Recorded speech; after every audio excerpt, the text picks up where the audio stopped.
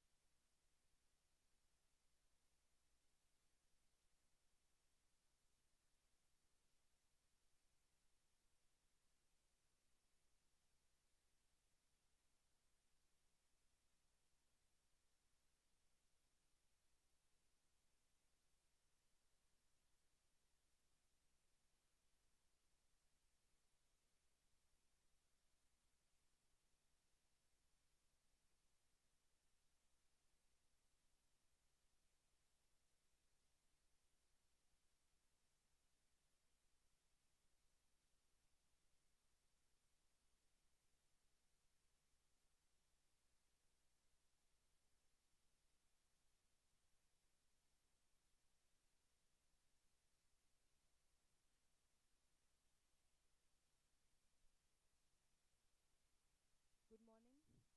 Good morning, everyone. Our distinguished guests, respected scholars, esteemed panelists, and dear participants. It is my great honor and privilege. History Conference 2026, organized by the Indian History Forum here in New Delhi. May I now request the distinguished speakers to kindly grace the podium for the inaugural session. May I request Mohammed Adib, former member of Rajya Sabha, to join us on the stage.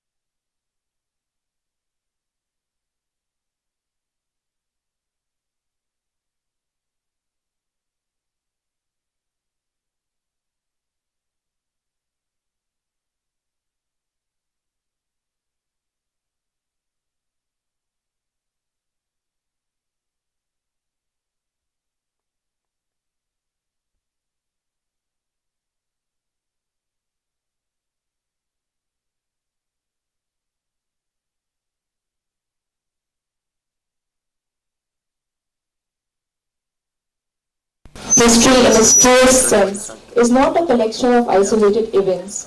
It is an interwoven fabric shaped by people, ideas, movements, and exchanges across time and space.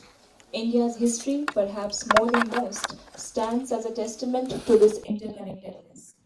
Across centuries, this land has witnessed the meeting of cultures, the blending of traditions, and the evolution of knowledge system enriched by multiple communities.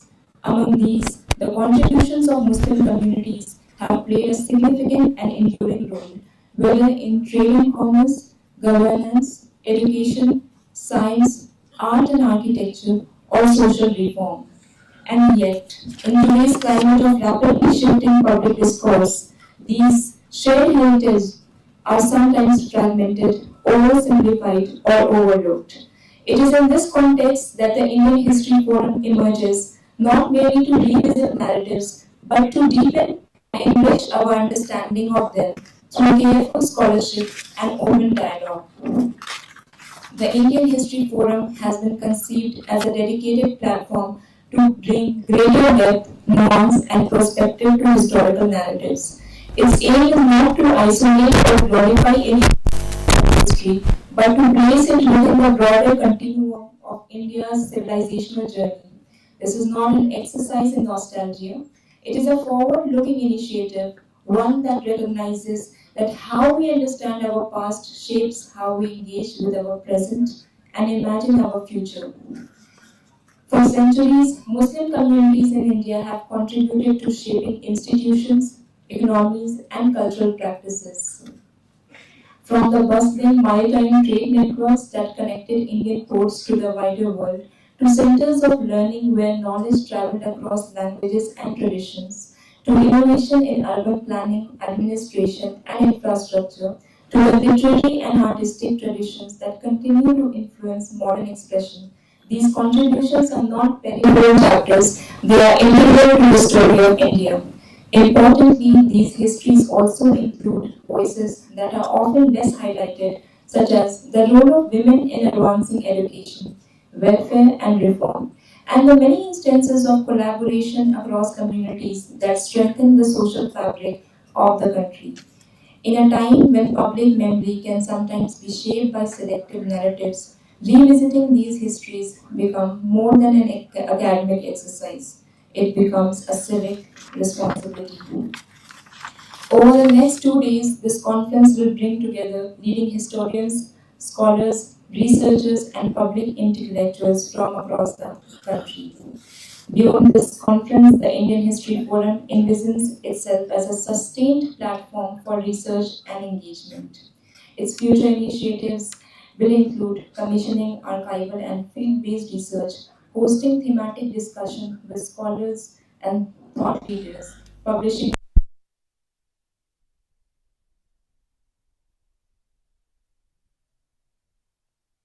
and mutual enrichment.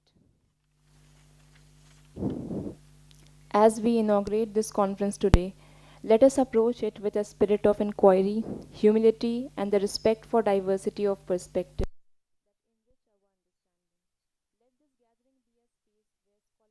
Meets openness, where evidence meets empathy, and where the past becomes a source for building a more thoughtful and inclusive future.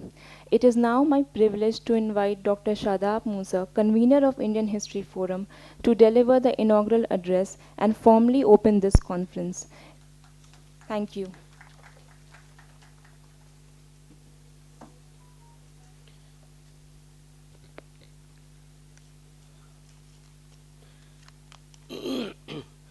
औज़ुबिल्लाहिमिनश्शैतानिर्रजीम बिस्मिल्लाहिर्रहमानिर्रहीम क़ाल अल्लाहु ताला fill क़ुरानिल मजीद वल फ़ुरक़ानिल Hamid rabbi इश्रह ली सदरी व यस्सिर ली अमरी वाहलुल उक़दतम मिन लिसानी यफ़क़हू क़ौली।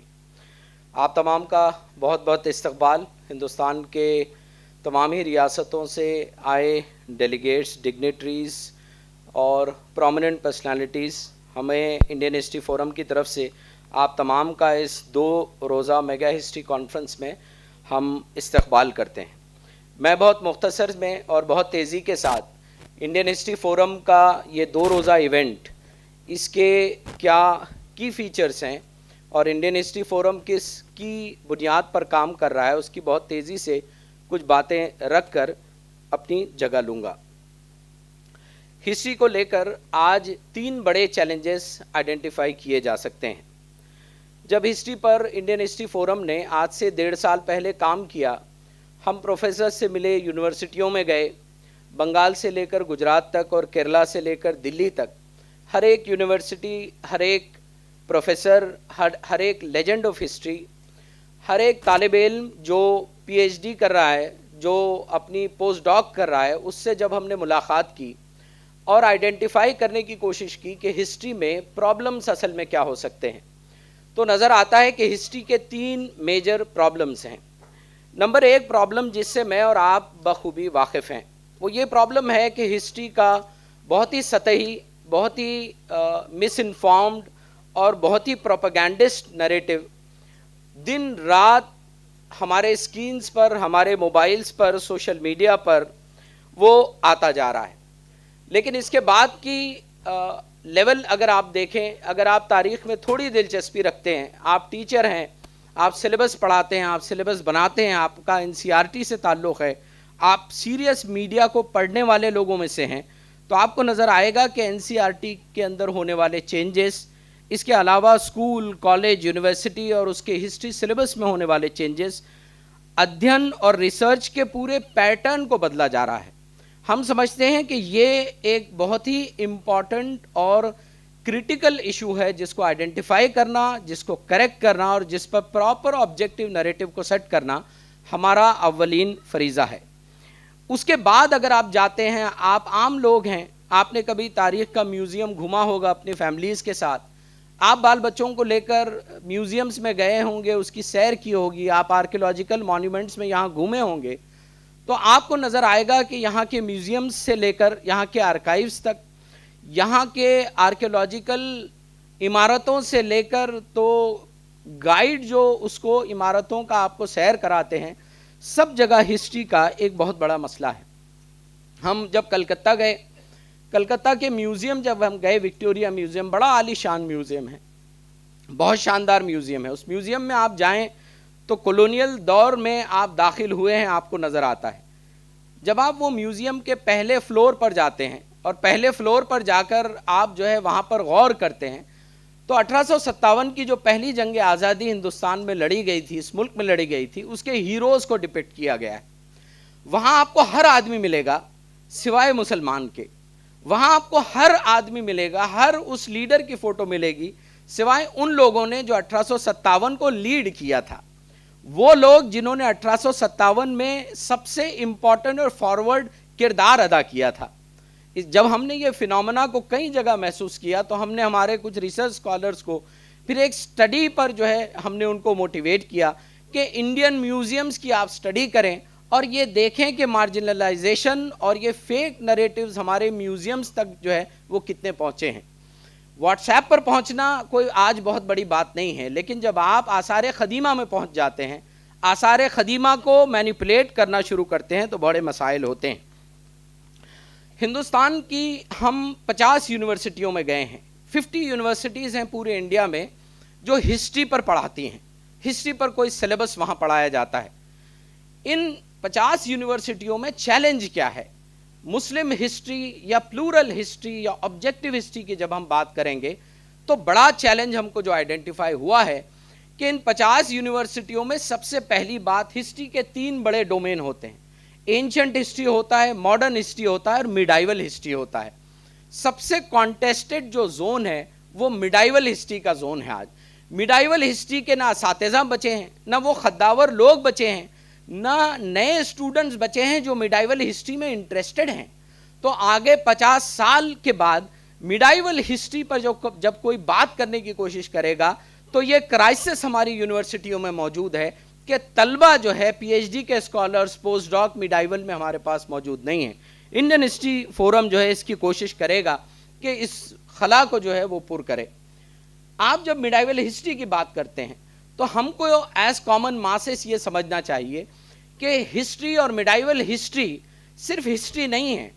اس history کو جاننے کے لیے آپ کو فارسی زبان کا جاننا ضروری ہے، اس ہسٹری کو جاننے کے لیے آپ کو جغرافی کا جاننا ضروری ہے، اس ہسٹری کو جاننے کے لیے آپ کو کلائمیٹ کا جاننا ضروری ہے.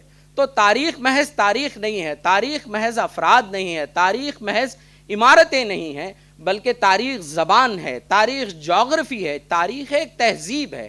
اور یہ تہذیب ایک جغرافیکل ایریا میں جب پنپی، جس کو ہم ہندوستانی تہذیب کہتے ہیں، اور اس کا ہم ایک آبجیکٹیو اور پلورل نریٹو دینا چاہتے ہیں، ہم سینٹرسٹ نریٹو دینا چاہتے ہیں، نہ ہم لیفٹ جانا چاہتے ہیں نہ ہم رائٹ جانا چاہتے ہیں، بلکہ آبجیکٹیو اور سینٹرسٹ پوزیشن پر ہم اس ہسٹری کو لانے کی انڈین ہسٹری فورم کوشش کرے گا.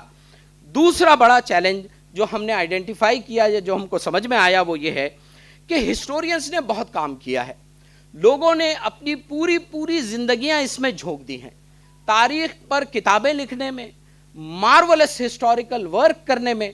40 سال پروفیسرز نے کام کیا ہے. یہ ہمارے ملت کے، اس ملک کے نور نظر ہیں، یہ ستارے ہیں، اور ان کی کتابیں جو ہیں وہ روشن قندیلیں ہیں جو اس ملک میں تاریخ کی فضا کو جو ہے وہ گرماتی رہے گی، اس کو روشن کرتی رہے گی. لیکن سب سے بڑا چیلنج فورم کو جو آئیڈینٹیفائی ہوا ہے کہ یہ انٹلیکچول ورک، یہ ایک اکیڈمک ورک ہے، یہ ایک اکیڈمک جارگنز میں پڑا ہوا ورک ہے، اس کو پبلک ڈومین میں لانا، پاپولر ہسٹری کا اس کو جو ہے اس کو اسپیس دینا، اور پاپولر ہسٹری جو ہے وہ کے اندر اس کو لے کر آنا، پبلک مائنڈ کو بنانا، یہ انڈین ہسٹری فورم جو ہے اس کو آئیڈینٹیفائی کرتا ہے. آج جو کوشش ہے وہ یہ ہے کہ فیک نریٹیوز کے ذریعے ایک کے بعد دیگرے، ہر 1 منٹ، ہر 4 سیکنڈ کے بعد الگوریتھمز کے ذریعے آپ کے برینز کو، اور ان برینز کے ذریعے پورے سماج کے بیہیویئر کو اور کراؤڈ کو مینیپولیٹ کیا جا رہا ہے. یہ کراؤڈ مینیپولیشن سوشل سائیکولوجی کو بدل رہا ہے، اور یہ social psychology political identity of the nation کو بدل رہی ہے، اور یہ بہت ہی سیریس کنسرن ہے. ہم یہ سمجھتے ہیں کہ آپ فیک نریٹو کا جواب کتنا دیں گے اور کس حد تک دیتے جائیں گے. آپ آج جواب دیں، کل ایک نیا جواب موجود ہوگا. آپ کل ایک جواب دیں، پرسوں ایک نیا سوال آپ کے سامنے کھڑا ہوگا. تو یہ جوابات اور سوالات جو ہے آپ دیتے چلے جائیں، یہ ایک نیور اینڈنگ روڈ ہے جس میں آپ کو جو ہے مشغول کر دیا جائے گا. لیکن کسی لکیر کو، بہت سادہ سی بات ہے کہ اگر آپ چھوٹا کرنا چاہتے ہیں تو اس کے سامنے ایک بڑی لکیر کو آپ کھینچ دیں. اور بڑی لکیر یہ ہے کہ اس 1000 سالہ تاریخ میں، میڈائیول ہسٹری میں، انڈین مسلمز نے اتنا کنٹریبیوٹ کیا ہے، چاہے وہ یونیورسٹیز ہوں، چاہے وہ سائنس اینڈ ڈیولپمنٹ ہو، چاہے سیوک انفراسٹرکچر ہو، چاہے بڑے شہر بنانا ہو، چاہے کھانے اور پکوان ہوں، چاہے خواتین کی لیڈرشپ ہو، چاہے یہاں کی اکنامی اور جی ڈی پی کو ڈیولپ کرنا ہو. یہ تمام کے تمام میں غیر معمولی کردار جو ہے لوگوں نے ادا کیا. ایسا کردار کہ ہندوستان کی جی ڈی پی دنیا کی ہائیسٹ جی ڈی پی جو ہے بن گئی. انڈین ہسٹری فورم یہ کوشش کرے گا کہ کامن ماسز اور ہسٹوریکل ٹیکسٹ، ان دونوں کے بیچ کے ڈیوائیڈ کو کم کرے اور آبجیکٹیو ہسٹری کو جو ہے وہ لے کر آئے. تیسرا اور آخری امپورٹنٹ چیلنج جو ہمارے سامنے ہم کو نظر آتا ہے، وہ چیلنج یہ ہے کہ ہسٹری کو انٹرپریٹ کیسے کیا جائے. تاریخ تو لکھ دی جائے گی، لیکن انٹرپریٹیشن اور انٹرپریٹیشن کا لینس بہت امپورٹنٹ ہوتا ہے. اگر آپ کے پاس ایک آبجیکٹیو لینس نہیں ہے تب آپ ہسٹری کو آبجیکٹیولی آئیڈینٹیفائی اور ریلیٹ نہیں کر سکتے ہیں. اگر آپ رائٹ چلے گئے تب بھی مسائل کھڑا ہوں گے، اگر آپ لیفٹ چلے جاتے ہیں تب بھی مسائل کھڑے ہوں گے. ہم کو یہ سمجھ میں آتا ہے کہ 2 بڑے آئیڈیالوجیکل چیلنجز ہیں جب ہم ہسٹری کو اس اعتبار سے ریوزٹ کرنا چاہتے ہیں. اور ان میں سب سے بڑا چیلنج ہے وہ ہے کولونیل فریم ورک کا چیلنج. یہ تمام ہسٹری کی جو شروعات ہے، ہسٹری کے پروپیگنڈا میں تبدیل ہونے کی شروعات ہے، وہ آج سے 150 سال پرانی ہے. جب برٹش ہسٹورینز جیمز مل، ہنری ایلیوٹ اور جان ڈیوسن جیسے لوگوں نے ایک بہت ہی بائسڈ، ایک بہت ہی کمیونل ہسٹری لکھنے کی شروعات کی، انہی ٹیکسٹ سے جو ہے ہسٹری کو اٹھایا گیا. اور آج چاہے پاپولر ہسٹورین کوئی بات لکھے، یا نیوز میگزین میں جو ہے کوئی آدمی کوئی چیز لکھے، یا واٹس ایپ پر فارورڈ آئے، اسی پروپیگنڈا اور اسی کولونیل دباؤ کی ہسٹری جو ہے وہ آج ریپریزنٹ ہوتی ہے اور پیش کی جاتی ہے. دوسرا امپورٹنٹ آئیڈیالوجیکل چیلنج ہے وہ ہے کمیونل نریٹیوز کا چیلنج. ہم کو ضرورت اس بات کی ہے کہ اس ملک میں 1000 سال کی تاریخ، 1000 سال کا جو ورثہ ہے وہ محبت کا ورثہ ہے، ایک ایسی تعلیم، ترقی اور امتزاج کا ورثہ ہے کہ جہاں پر پوری ایک تہذیب جنم لیتی ہے، لوگ آپس میں ساتھ رہنا سیکھتے ہیں، پاپولر کلچر ایوالو ہوتا ہے، ہندوستانی تہذیب ایوالو ہوتی ہے، ایک ایسی تہذیب جس نے اس ملک کو دنیا میں نمایاں بنایا، ایک ایسی تہذیب جس نے اس ملک کو جو ہے دنیا کا لیڈر بنایا، ایک ایسی تہذیب جس نے فلسفے سے لے کر کھان اور پکوان تک، لباس سے لے کر تو ایجوکیشن کے آئیڈیاز تک دنیا کو لیڈ کیا ہے۔ انڈین ہسٹری فورم جو ہے ان تمام زونز میں کام کرنے کی انشاءاللہ کوشش کرے گا۔ انشاءاللہ ہماری یہ جو کچھ بھی کانفرنس ہوگی اس کو آپ دیکھیں گے کہ ہمارے پرومیننٹ پروفیسرز، پرومیننٹ ہسٹورینز جو ہے وہ آپ سے خطاب کریں گے۔ 4 زونز میں انشاءاللہ ہمارے پروگرامز ہوں گے۔ سب سے پہلا آپ دیکھیں گے کہ اکنامک کنٹریبیوشنز کیسے ہوئے ہیں، اس پر بات ہوگی۔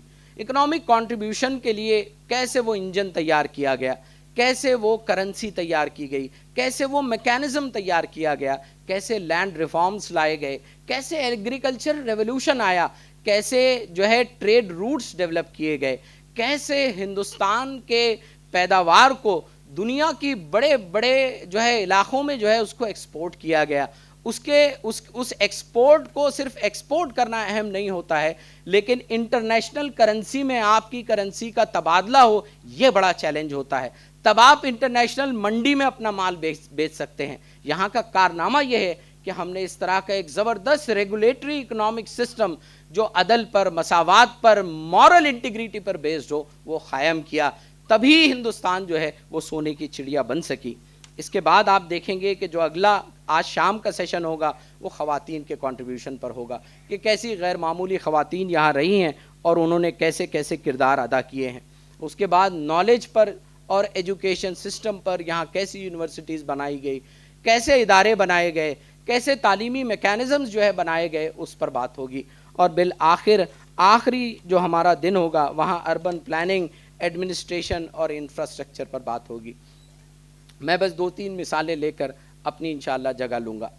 آپ سب جانتے ہیں کہ دیکھیے پبلک ایڈمنسٹریشن کی ایک مثال آپ لیں کہ بڑا شہر بسانا ہے۔ یہ میڈائیول انڈیا میں پہلی مرتبہ ہوا کہ بڑے شہر کو بسانے کا کام اس کو جو ہے میڈائیول مسلم ایرا میں وہ کیا گیا۔ ہندوستان نے بڑے تہذیبی شہر دیکھے، بڑے بڑے شہر دیکھے۔ آپ کہیں بڑے شہر بنانے میں ایسی کون سی بڑی بات ہوتی ہے، ایسا کون سا بڑا کام ہے شہر بسا لینا؟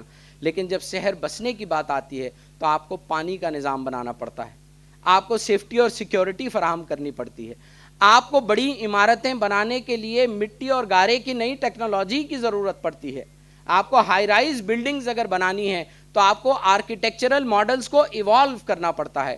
تو من جملہ کئی ایسی چیزیں ہیں جو مل کر جو ہے ایک بڑا شہر بساتی ہیں۔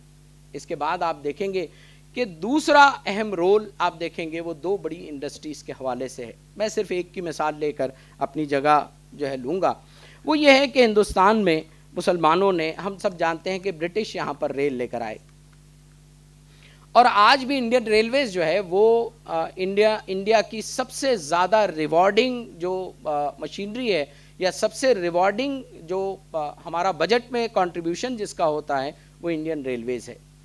جب برٹش یہاں آئے تو 1825 میں انڈسٹریل پرپزز کے لیے ریل وہ سٹارٹ کرنا چاہتے تھے، لیکن یہاں سب سے بڑا پرابلم یہ تھا کہ اس ریل کو ہندوستان کی پٹریوں پر چلانے کے لیے آپ کو جو انجن ٹیکنالوجی ڈیولپ کرنی تھی وہ یہاں ڈیولپ نہیں ہو پا رہی تھی۔ یورپ جو تھا وہ ایک پلین پٹھار ہے، وہاں ریل بڑی آسانی سے دوڑ سکتی ہے، لیکن جو یہاں کی تہذیب ہے، یہاں کا جو ایریا ہے، وہاں پر جو ریل ہوتی ہے وہ پہاڑوں سے کبھی اوپر جانا ہے، کبھی نیچے جانا ہے، کبھی اوپر ہونا ہے، کبھی نیچے ہونا ہے۔ تو مسلمانوں نے یہاں پر وہ سٹیم انجن ڈیولپ کیا، اور یہ سٹیم انجن کی ٹیکنالوجی نے اس ریل کے پروجیکٹ کو ہندوستان میں جو ہے وہ دوڑایا۔ یہ پوری تاریخ اور 1000 سال کی تاریخ ہمارے لیے سب سے نمایاں تاریخ ہے، ہمارے لیے بہت روشن تاریخ ہے۔ ہم یہ چاہتے ہیں کہ ایک بہت ہی آبجیکٹیو نریٹو ہم سیٹ کریں، ایک آبجیکٹیو نریٹو کو ہم رکھ سکیں، ایک سینٹرسٹ نریٹو کو ہم رکھ سکیں۔ تو انڈین ہسٹری فورم کے اس پروگرام میں آپ تمام کا استقبال ہے، اور ہماری تمنا ہے، ہماری گزارش ہے कि आप, और तवक्को भी है कि आप इस प्रोग्राम को खूब एंजॉय करेंगे, एक बहुत इंटेलेक्चुअल एक्सपीरियंस इंशाअल्लाह आप लेकर जाएंगे। जज़ाकुमुल्लाहु खैर। अस्सलामु अलैकुम व रहमतुल्लाहि व बरकातुहू।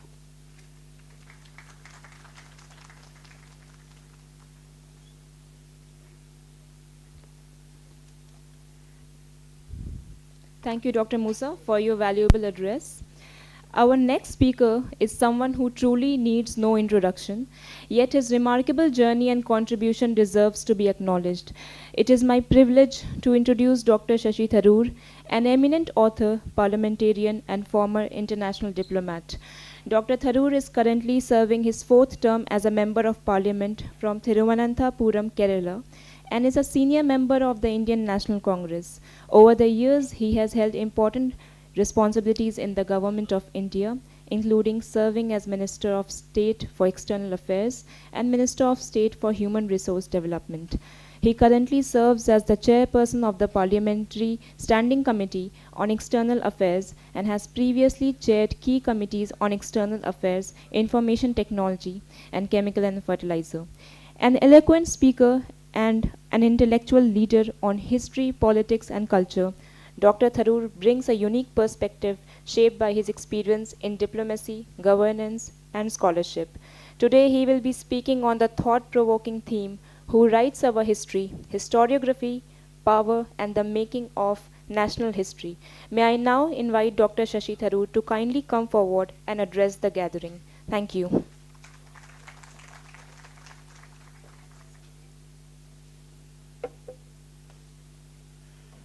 Thank you very much for that gracious introduction, and my greetings to the distinguished friends and speakers who are gathered here today, as well as to all of you. I've been invited to address this topic of who writes our past, and I must say, to be here at the annual National History Conference is also a matter of great satisfaction for me. You gather at a moment when questions of history are no longer confined to academia. I know many of you are research scholars and academics, but let's face it, they have become part of public discourse in ways that are both visible and consequential. Debates about the past are unfolding, not only in seminars, conferences, history classes, but also in scholarly journals, and then beyond that, in legislatures, in courtrooms, on television screens, and of course across the many social media platforms through which opinion is shaped and conducted. So the question, who writes our past, is actually much more relevant, or as relevant outside the classroom as in the classroom. So when we ask this question, we are really asking something fundamental. We are asking who has the authority to interpret the past, whose voices are heard in that interpretation, and how those interpretations shape the way in which our nation understands itself. It is often assumed that history is a settled body of knowledge waiting to be consulted, and that's perhaps a very naive idea, but we all know the reality is very different. History is not simply a record of what happened. It is a field of ongoing research and interpretation. Each generation revisits it, re-examines it, and in some measure reshapes it. Textbooks are revised, historical figures are reinterpreted, events are viewed through new lenses, and inherited narratives are either affirmed or challenged. What changes is not the past itself, but the meaning that we attach to the past. So the past in that sense is never entirely past. And it is precisely this relationship between history, interpretation, and power that I would like to reflect on this morning. To understand the contest over our past, it is necessary to draw a distinction that is often overlooked in public debate. The distinction between history and historiography.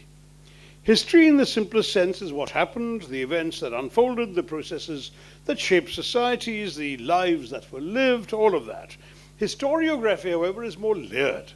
It is the manner in which those events are recorded, interpreted, presented.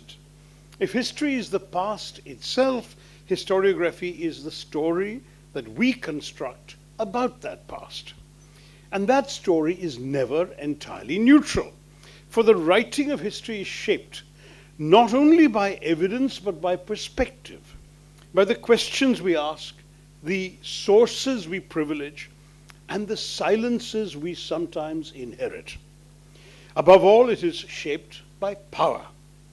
The struggle over history is in many ways a struggle over identity and belonging, over how a people understands itself, how it situates itself in time, and how it chooses to define its place in the world.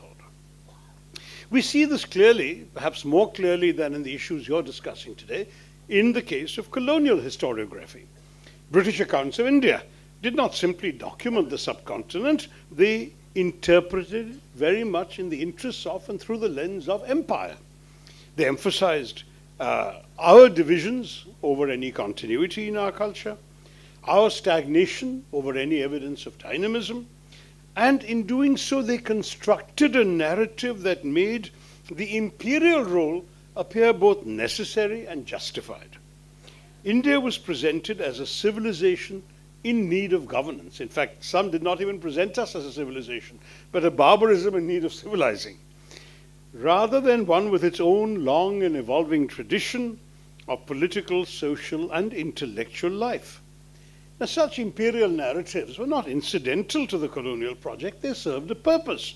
They legitimized British conquest, they rationalized our subordination, and they taught the colonized to see themselves through categories devised by their rulers.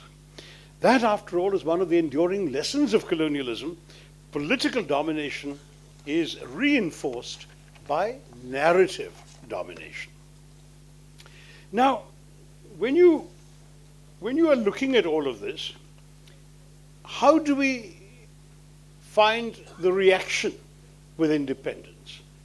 And even with the nationalist movement, there rose voices who were anxious to recover a sense of civilizational confidence.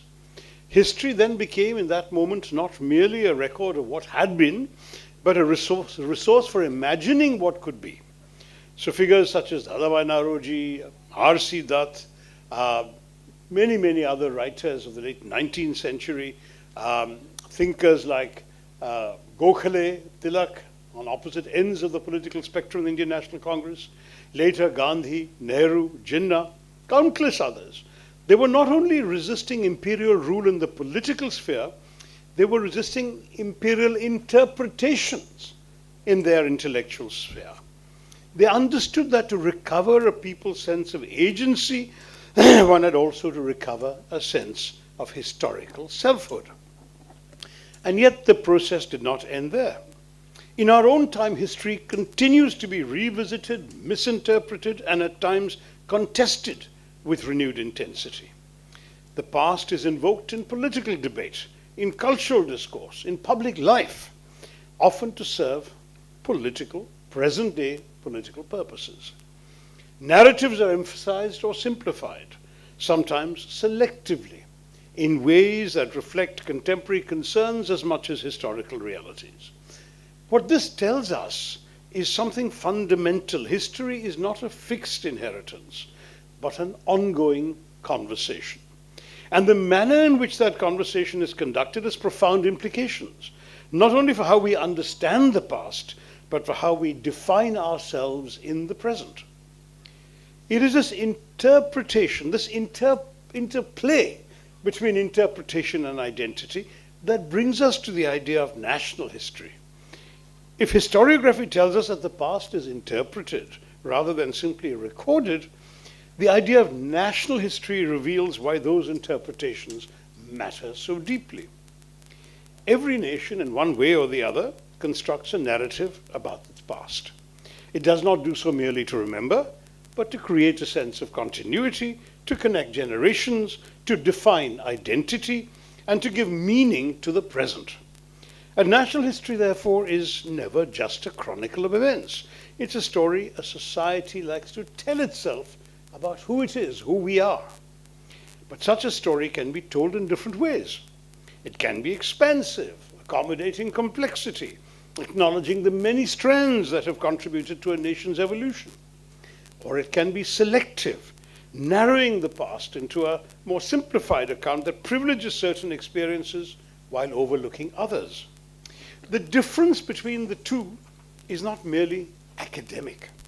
It shapes how citizens understand their place within the nation. It influences whether the nation is imagined as a shared inheritance or as the property of a favored few. Now, this is particularly significant in our country because India's past does not lend itself easily to a single linear narrative. It is not the story of just one people, one language, or one faith unfolding in isolation. It is instead the story of a civilization that has evolved through interaction, through encounters, through exchanges, through adaptations over some centuries. Some of you may be not familiar with Jawaharlal Nehru's metaphor of the palimpsest. A palimpsest would be something like, for example, if I write on that wall, and Mujib there comes and writes on top of what I have written, and then Adib Saab comes and writes on top of what I have written, and this lady here comes and writes on top of what Adib Saab has written, and so on and so forth. But nothing erases what has been written before. Everything is there. That, in many ways, is the story of Indian history. Now, this understanding is at the heart of what Tagore described as the idea of India. The notion that India is defined not by uniformity, but by the coexistence of differences. It is the idea that recognizes plurality, not as a challenge for India's identity or to be managed, but as a condition to be embraced as a reality of our existence. In that sense, the idea of India was never a sentimental slogan. It was and remains a profoundly serious proposition about how a civilization of immense diversity may yet sustain a common civic life. That is why reducing India to a singular cultural or religious narrative is not merely historically unsound. It is a misunderstanding of the very basis on which India has imagined itself in modern times. Seen in this light, historiography becomes much more than a matter of academic debate. It becomes central to how we imagine our nation itself. For the way we narrate our past influences the boundaries we draw in the present, the lines between inclusion and exclusion, between belonging and otherness. If the past is presented as singular and homogeneous, the nation too begins to be imagined in those terms. If, however, the past is understood as layered and diverse, the nation can be seen as capacious, able to accommodate multiple identities without anxiety. And that's why the writing of national history carries such weight. It is not only about what is remembered, but about how that memory is organized and to what end, what purpose. It can either deepen our understanding of a shared inheritance, or it can reduce it to a narrower narrative shaped by present-day politics and present-day concerns. So the question is not whether we try and tell a national story or many national stories. All nations do. The question is what kind of story we choose to tell. And it is in answering that question that the deeper implications of historiography come into view. Because if we accept that the idea of India rests on plurality, then it follows that its history must be understood in those terms as well. Not as a single uninterrupted narrative, but as a continuum shaped by multiple currents over time. India has never been historically monolithic. Its evolution has been marked not by isolation, but by interaction. Across centuries, different traditions, belief systems, cultural practices have coexisted, overlapped, in many cases influenced one another in ways that are difficult to disentangle. The earlier strands of our civilization were shaped by Vedic thought and practice. These were later enriched and challenged by the emergence of Buddhist and Jain philosophies, which introduced new ethical frameworks and shades of inquiry, as well as modes of inquiry. The centuries that followed saw the rise of the Bhakti movement, which emphasized personal devotion cut across rigid and social hierarchies. And then, of course, alongside all of this came other currents. Islam is a very interesting story. There is a perception in the North that Islam came with the sword with Muhammad bin Qasim in 712. We in the south have a very different recollection. I will speak as a Keralite. From my state, we were used to what the people we today call the Arabs traveling to Kerala every year for 1,000 years before Islam. They were traveling when the winds were favorable across the Arabian Sea. They would come, they would settle on the west coast of Kerala, they would trade, they would marry locally, they would spend a few months, and when the winds changed, they would go back every year after year, for centuries, centuries. So Islam came to us as news, not through a sword, but as news from people who had been traveling, who were familiar to us, who were part of us in many ways for millennia. And they came to us, people we're familiar with, were trading with us, living with us, and they said, hey, you know what's happening in our peninsula? We have a prophet, and this is what he's saying. So much so that a local Hindu king, Cheruman Perumal, was so excited to hear about this prophet that he organized a flotilla of 22 or 23 ships to go to the Arabian Peninsula so he could meet the prophet. Most of those ships didn't make it. They got stranded in what we today know as Lakshadweep or the Maldives. But he made it. And what is fascinating is that you can see the evidence of his journey even today. In Oman, south of Salalah, there are Kerala coconut trees growing from coconuts he took with him, which are not native to the Arabian Peninsula. Now, this is how we relate to history. And when this Muslim community in Kozhikode and Kochi and that area, the west coast basically, became numerous enough, large enough, that they needed a place to worship, they went to the Zamorin, the local king, and he said, no problem, there is a disused temple, you can have it. And so the oldest mosque outside the Arab world in Kodungalur in Kerala is still dominated by an ancient Hindu lamp outside the mosque. The mosque has gone through 5 or 6 major renovations over the centuries. But can you imagine? There is a mosque in India going back within a few decades of the lifetime of the Prophet. Now, these are stories that perhaps in the north people are not told or do not know or choose not to remember. But this is why when I talk about multiple histories, even the story of Islam in India has multiple histories and multiple ways of being told and multiple imaginings. This is something we need to understand. And of course, India has never been historically monolithic. Its evolution has, as I said, been marked by lots of interactions. And when you look at all of this, there is simply no doubt that the arrival and spread of Islamic traditions brought with them new forms of philosophy, of ideas, of political organization, of artistic expression, and of intellectual exchange. Over time, these influences did not remain separate. They interacted with the existing traditions in India to produce forms that were distinctly Indian. And none of these were monolithic. There was diversity and pluralism within Vedic thought, within Buddhist thought, within Jain thought, within Puranic thought, debates between the 6 Hindu schools of philosophy, and similarly, there were distinctions amongst various Islamic scholars and preachers as well. We see this clearly, of course, in the cultural sphere. The poetry of Kabir, for instance, drew from both Bhakti and Sufi traditions, resisting easy categorization. The spiritual legacy of figures such as Nizamuddin Aulia reflected a similar blending of influences rooted in the local, even as they drew from wider traditions.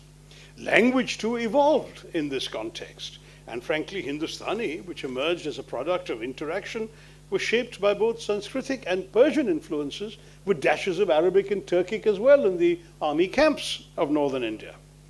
Even in music, from Qawwali traditions to the evolution of Hindustani classical music, what endured was not separation, but synthesis. Architecture offers you another example of this synthesis. What we now describe as Indo-Islamic architecture did not replace what came before, it built upon it, incorporating local materials, techniques, aesthetics, masons, sculptors, who are already in India, into new forms. The result was not a rupture, but a layering of Indian architecture. One might think of the Qutub complex, of Fatehpur Sikri, of Humayun's tomb, of the Taj Mahal, not merely as monuments of various dynasties, but as evidence of a civilization in conversation with itself. Now, this pattern of interaction continued into the colonial period when new ideas of law, governance, and modern political organization entered the subcontinent.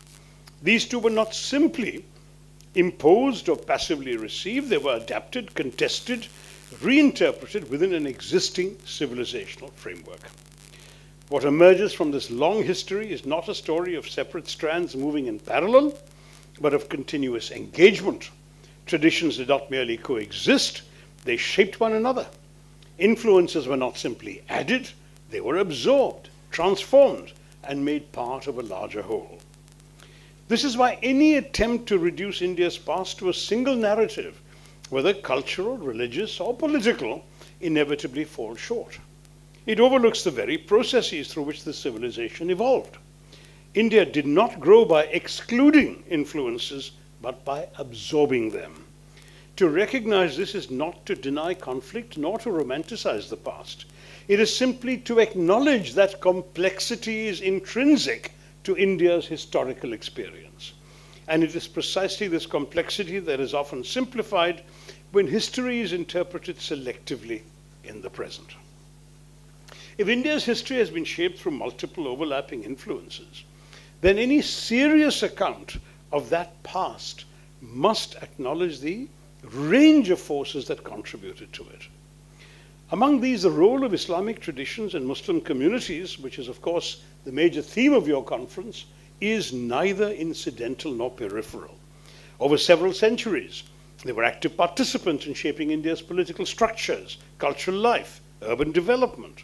Systems of governance that were refined in cities such as Delhi, Agra, Lahore, emerged as centers of power and exchange, and traditions of music, architecture, and literature flourished in forms that remain integral to India's cultural landscape.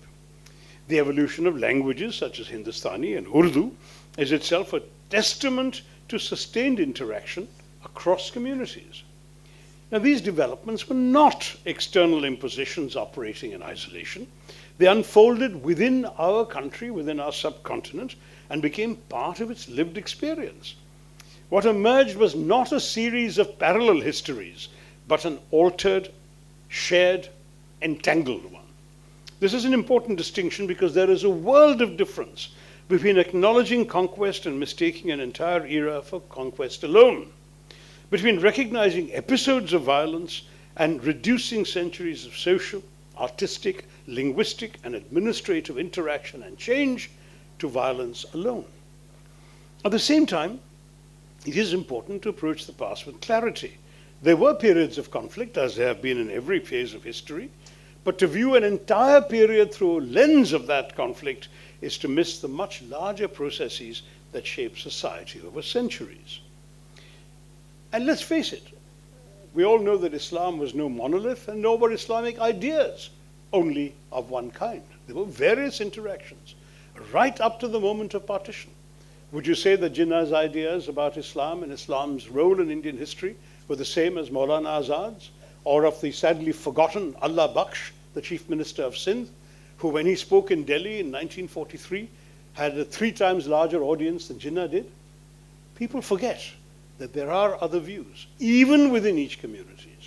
And I say this particularly because selective interpretation has now become a significant issue in our historiography. In recent years, this part of India's past has often been framed in narrower terms. Episodes of conquest or destruction in the so-called Muslim period are highlighted, while the longer history of interaction, adaptation, coexistence receives far less attention. The complexity of a civilizational process is reduced to a sequence of isolated events.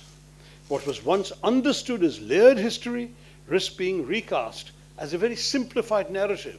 They came, they oppressed us, we have found our glory. Not good enough. This is not merely a question of emphasis. It alters the way the past is understood. When history is presented selectively, it becomes easier to draw sharper lines in the present. Communities that once interacted are reimagined as standing apart. A shared past is reframed as a contested one. The consequence is not greater historical clarity, but a narrowing of perspective. one ends up with a past stripped of nuance and a present stripped of generosity. To recognize the full range of influences that have shaped India is not to romanticize history, nor to deny its tensions. It is to resist the temptation to flatten our history. A serious engagement with the past requires us to hold together its contradictions and to see it as a continuous process of interactions, not a series of disconnected episodes. And it's precisely when this continuity is overlooked that history becomes more vulnerable to interpretation or reinterpretation for the political purposes of the present. If history is shaped by interpretation and interpretation is shaped by power, then it is in the present that the relationship becomes most visible. Because we're living at a time when history has moved decisively out of the archive and into the public sphere, as I said at the very beginning of my talk. It is no longer mediated primarily by historians, but by a wider set of actors, political institutions, courts, media platforms, and increasingly so-called public opinion itself. In this environment, the past is not only studied, it is actively deployed. History, in other words, has become a site of contestation. Mujibur Rahman knows that. He's written a book talking about some of this. What is at stake in these contestations is not merely the accuracy of historical detail, but the authority to define meaning. Competing narratives of the past are advanced not simply to interpret events, but to establish legitimacy in the present. The question is no longer only what happened, but what that past is taken to signify today. This shift from description to meaning is not in itself unusual. Societies have always interpreted their past in light of present concerns. What is distinctive today, however, is the speed and scale at which such interpretations are circulating, and the degree to which they are amplified without the tempering influence of historical method. Assertions travel faster than arguments. Simplifications gain traction more easily than nuance. In such an environment, the authority of the historian is often challenged, not by better evidence, but by louder conviction. The result is a curious inversion. Instead of the past informing the present increasingly seeks to influence the past, to instruct the past, to reshape it in accordance with contemporary anxieties, contemporary aspirations. And in doing so, it risks substituting historical understanding with historical assertion. This is why debates over history today carry a different intensity. They're often framed in terms of restitution, recognition, redress. There is an understandable desire to revisit the past, to re-examine inherited narratives, and to question earlier interpretations. No problem with that. Such re-examination is in itself a necessary part of any serious engagement with history. But there is also a risk. When the past is approached primarily through the lens of the present and present-day grievances, it can be reconfigured into a more linear and simplified narrative than it ever was. Complex historical processes are reduced to moral binaries, political binaries very often. Long periods of interaction are compressed into isolated moments of conflict. Historical actors are judged less in the context of their own time than through the expectations of our time. The desire for moral clarity in the present can produce historical distortion in retrospect. In such a framework, history begins to shift from inquiry to assertion. This is particularly visible in the treatment of symbols and sites that carry historical significance. Monuments, places of worship, and public memory become focal points for contemporary debates. What they represent is not only a record of the past, but a claim about the present. The effort to reinterpret or reclaim them often rests on the assumption that history can be retrospectively settled. Yet history does not lend itself easily to such a closure. It is not a ledger that can be balanced. It's not a verdict that can be revised by a review bench without consequences. Attempts to correct the past, when pursued without regard for historical complexity, can generate new tensions, even as they seek to address old ones. In the process, we may end up turning history from a source of understanding into a mere vocabulary of grievance. At a deeper level, what we are witnessing is a shift in the function of history itself. Instead of serving as a means of understanding the evolution of our society, Our history is increasingly drawn into the project of defining identity. It is used to delineate boundaries, to separate communities, to separate narratives, and to separate competing visions of the nation. In doing so, it risks narrowing a past that was in reality far more expansive and far more inclusive. The consequence is not merely a difference of interpretation, but a transformation in how the past is engaged with. History ceases to be a field of inquiry and becomes a resource to be mobilized. And when that happens, the danger is not only that we misunderstand the past, but that we constrain and limit the possibilities of our present. What then does responsible historiography require? It requires first and foremost intellectual seriousness. It requires fidelity to evidence, a respect for context, and a refusal to force the past into the service of the predetermined conclusions and agenda of the present. It requires us to distinguish between inquiry and advocacy, between interpretation and instrumentalization. It also requires humility, because the past is always larger than the narratives we construct about it. In the Indian context, responsible historiography must be equal to the scale and diversity of the civilization it's seeking to describe. It must be able to hold together multiple strands without panic, to recognize continuity without erasing conflict, and to recognize conflict without denying continuity. It must resist both sentimental nostalgia and partisan simplification. This surely is what the better traditions of Indian thought have asked of us. Nehruji saw India as layered and cumulative, a civilization, as I said earlier, a palimpsest marked by successive accretions rather than a singular essence. Gandhiji's moral imagination, in a different register, insisted upon coexistence as an ethical principle. They did not imagine India as a brittle identity sustained by exclusion, but as a shared inheritance made possible by accommodation. A confident nation does not fear complexity in its past. It has the courage to look at history in its fullness, neither sanitized nor weaponized. It does not seek from history the comfort of unanimity, but the discipline of understanding. We return then, and I need to wrap up now, to the question with which we began. Who writes our past? The answer, as we have seen, is not confined to historians alone. It lies with institutions, with politicians, with educators, with those who shape public discourse, and in the broader sense, it lies with all of us. For a way in which a society remembers the past is never entirely separate from the way it understands itself in the present. History is not simply inherited. It is interpreted, it is debated, and at times it is contested. But the manner in which we engage with it carries consequences. A past that is narrowed becomes a present that is divided.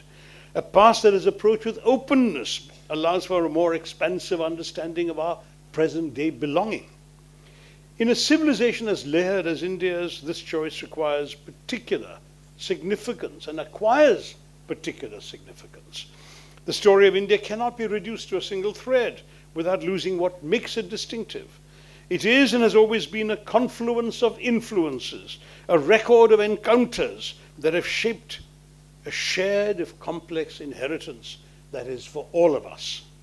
To recognize this is not to deny difference, but to situate it within a larger continuity. The task before us, therefore, is not to arrive at a single definitive account of the past, but to preserve the conditions under which multiple accounts can coexist. Your history, my history, her history, how does it matter? Let all of them exist, let all of them be examined, and where necessary be challenged.